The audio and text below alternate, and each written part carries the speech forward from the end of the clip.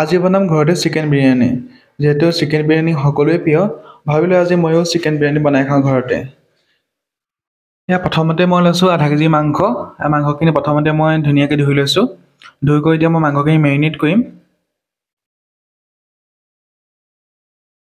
এয়া মই পুৰবি দৈ লৈছোঁ এয়া।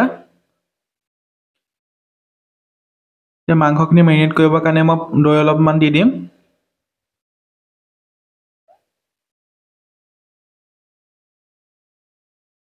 আৰু লগতে অলপমান হালধি দি দিছোঁ।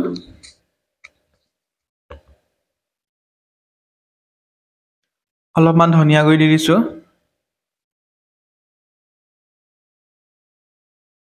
অলপমান জিৰা পাউডাৰ।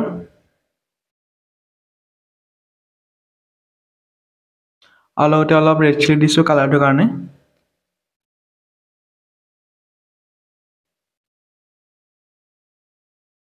এতিয়া সকলোবোৰ ধুনীয়াকৈ মেৰিনেট কৰি আধা ঘণ্টাৰ বাবে থৈ দিম।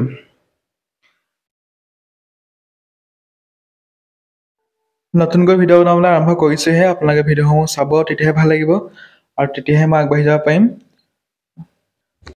মোৰ ব্লগত ৰেচিপি বাহিৰৰ বিভিন্ন ভিডিঅ'সমূহ চাবলৈ পাব আপোনালোকে। মই ভিডিঅ' বনাই যাম, তেতিয়াহে অনুপ্ৰাণিত হ'ম ভিডিঅ' বনাবলৈ। আপোনালোকে ভিডিঅ'বোৰ চালেহে ভাল লাগে।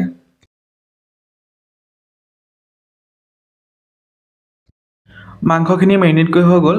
মই এতিয়া 30 মিনিটৰ কাৰণে এতিয়া মই ঢাকন এখন মাৰি ধুনীয়াকৈ ৰাখি থৈ দিম। তাৰপৰা ৰেচিপিটো বনাবলৈ আৰম্ভ কৰিম। ইয়াত দেখিছে নহয়, মই এতিয়া ধুনীয়াকৈ থাল এখন দি পিনি আধা ঘণ্টাৰ কাৰণে ৰাখি থৈ দিম।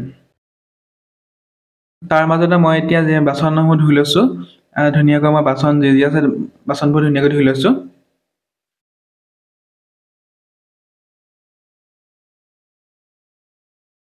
আৰু বিৰিয়ানী বনাবৰ কাৰণে যিসমূহ বস্তু লাগে সকলোবোৰ মই এতিয়া কাটি ল'ম। এতিয়া পিঁয়াজ, বিলাহী সকলোবোৰ কাটি ল'ম এতিয়া মই। পিঁয়াজ কাটি ল'ম, 10টামান পিঁয়াজ কাটি ল'ম, সৰু সৰু পিঁয়াজ। পিঁয়াজটো বহুত বেছি লাগে, আপুনি গম পায়, সৰহকৈ দিলেহে পিঁয়াজটো খাই ভাল লাগে।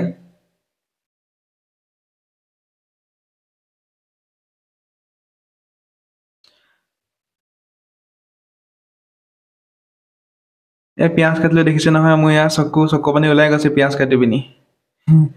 আপোনালোকৰ এনেকুৱা হয় নাই বাৰু? পিঁয়াজ কাটিলে চকু পানী ওলাই নাই বাৰু? মোৰ চকু পানী ওলাই গ'ল পিঁয়াজ কাটি, দেখিছে নহয় এয়া। তামাম পৰিলে। উপায় নাই, কাটিবতো লাগিবই। আৰু এতিয়া মই ৰেচিপিটো বনাবলৈ গৈ আছোঁ। এয়া প্ৰথমতে মই তেল দি লৈছোঁ। খাটি সৰিয়হ তেল দি লৈছোঁ অলপমান। তাৰপৰা পিঁয়াজখিনি মই আগতে ভাজি ল'ম, গল্ডেন ব্ৰাউন হোৱালৈকে। আৰু এতিয়া মই মাংসখিনি দি দিম।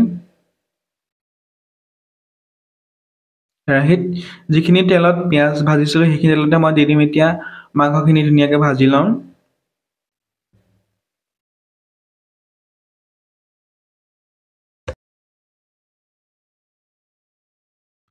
মেৰিনেট কৰোঁতে মই চিকেন বিৰিয়ানী মছলাও দিছিলোঁ, সেইটো দেখুওৱা নহ'ল।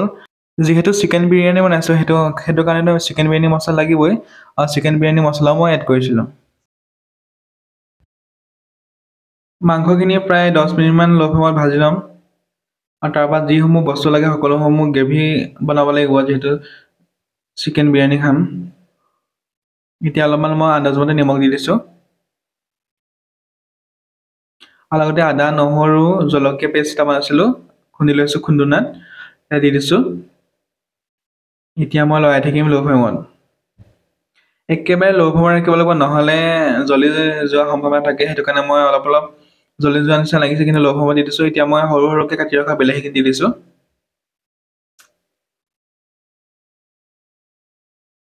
বিলাহী এইটো কাৰণে দিছোঁ যে বিলাহী দিলে অলপমান গ্ৰেভি হ'ব, খাই ভাল লাগিব, সেইটো কাৰণে।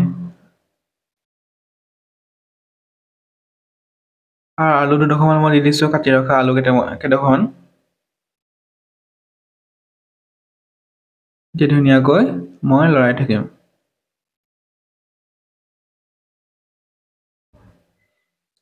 আৰু বিৰিয়ানী বনাবৰ কাৰণে মই ইয়াতে প্ৰথমতে গৰম পানী কৰি লৈছোঁ। আৰু ইয়াতে মই লং, ইলাচি দি দিছোঁ। আৰু দিম এতিয়া ইলাচি দিম আৰু লং দিম। পানীখিনি ধুনীয়াকৈ বইল কৰিবলৈ দিছোঁ। আৰু লগতে মই আধা ঘণ্টামান বাচমতি চাউলখিনি মই তিয়াই ৰাখিছিলোঁ। এতিয়া মই তিয়াই ৰখা বাচমতি চাউলখিনি মই কুকাৰত দি দিম এতিয়া।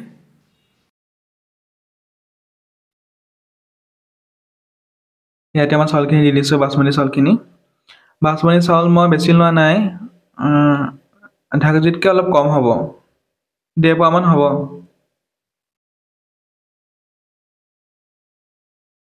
এয়া দেখিছে নহয় আমাৰ এতিয়া ফাইনেল ৰিজাল্ট। এয়া এতিয়া ধুনীয়াকৈ গ্ৰেভিখিনি হৈ আছে আৰু লগতে মই কেঁচা ধনিয়া অলপমান কাটি দিছোঁ। দেখিছে নহয় কিমান ধুনীয়া কালাৰ ওলাইছে, দেখিছে নহয় এয়া। আৰু অৱশেষত আমাৰ এতিয়া গ্ৰেভিটো হৈ গৈছে আৰু লগতে এতিয়া মই দি দিম। আৰু তলত অলপমান ভাত ৰাখিছোঁ, তাৰপৰা আৰু এতিয়া অলপমান চিকেন দি দিম তাতে মাজত, তাৰপৰা আৰু অলপ পাছত আকৌ মাজত দি দিম আকৌ ভাত, আকৌ অলপমান চিকেন দি দিম, তেনেকৈ এটা লেয়াৰ বনাই গৈ থাকিম। তাৰপৰা অলপমান ল' ফ্লেমত ৰাখি দিম।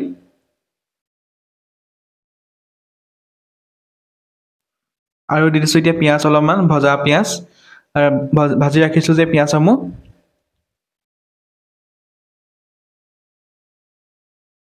এতিয়া অলপমান লৰাই দিছোঁ। এতিয়া আকৌ অলপমান দিম ভাত, বাচমতি চাউলৰ ভাত।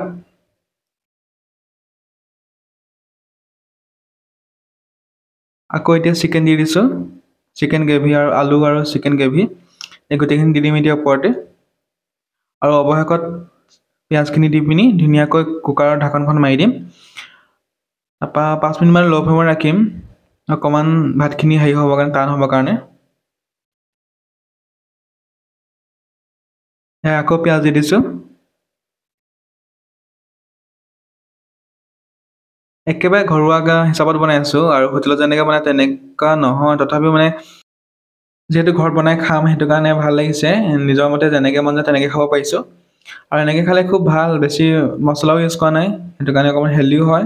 এয়া ফাইনেলি মই এতিয়া ঢাকনখন দি দিম ধুনীয়াকৈ, কুকাৰৰ ঢাকনখন লগাই দিছোঁ।